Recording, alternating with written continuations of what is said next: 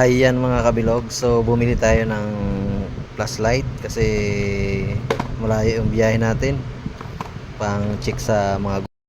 So yan, i-unbox natin kung maganda ba to mga lodi. Ito yung itsura ng flashlight na to mga lods. So para siyang anuhan ng damang. Ayan siya, so ganito yung itsura niya mga lods.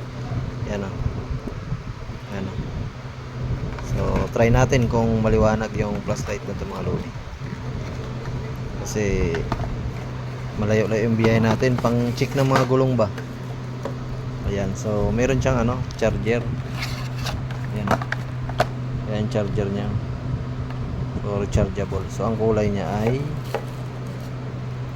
ayan, so green yung dulo, so black yung niya. So try natin kung maliwanag yung ilaw niya. Ilawan natin. Grabe lakas. Pwede siya paliitan, no? Lakas mga guys. So maganda to pang biyahe ng malayuan. Ayan, pwede mo palaki, no? Diba? So yun lang naman. Thank you and God bless. So bye bye mga lods.